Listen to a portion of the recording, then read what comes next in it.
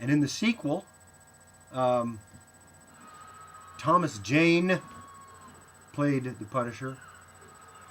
And in the third one, a different person played the Punisher.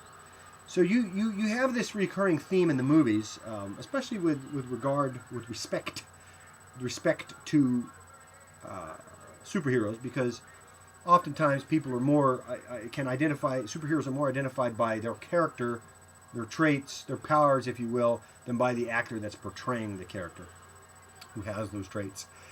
And in this case,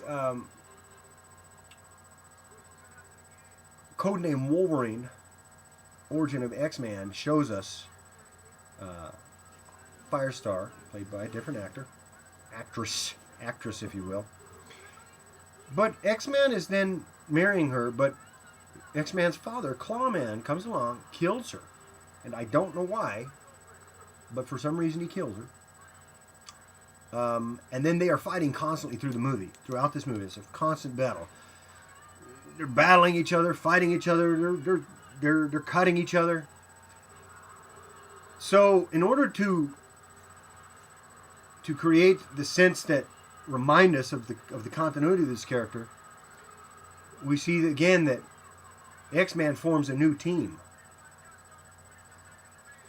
And this new team is called Weapon X-Man Team. And Weapon X-Man Team is comprised of a couple of characters that we will begin to see probably in the fifth movie, if they make one. One of them is Blob Man.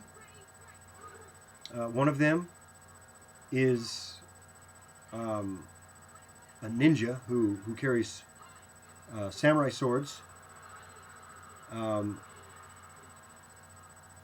And the other one is Gunman. And Gunman has the power to basically, he's kind of like Bullseye. Remember Bullseye from the movie Daredevil? How he had a perfect aim. That's why they called him Bullseye. Well, there's a character in this movie called Gunman, and his power is to shoot guns with great accuracy.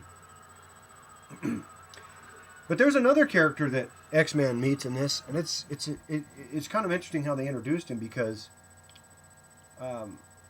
his power is to throw cards, and this is actually his power, and so he's called Cardman. And for some reason,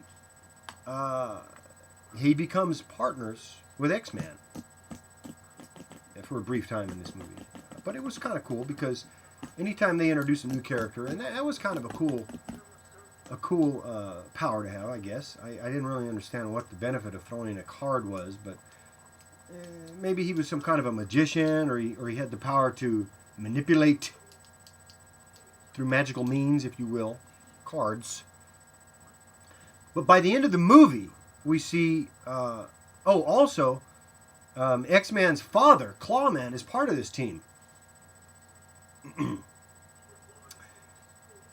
And if we want to look at this as fiction, make-believes, could never happen, then you don't really have to think about it. But if you want to really get into it and say, maybe this is a serious character that we could study, then you're going to want to look at all these things.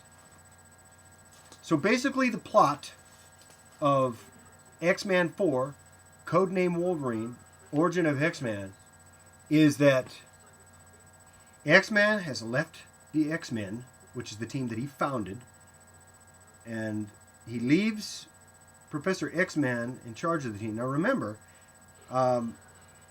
X-Man doesn't directly command the X-Men. He tells Professor X-Man what he wants, and then Professor X-Man tells the X-Men what to do.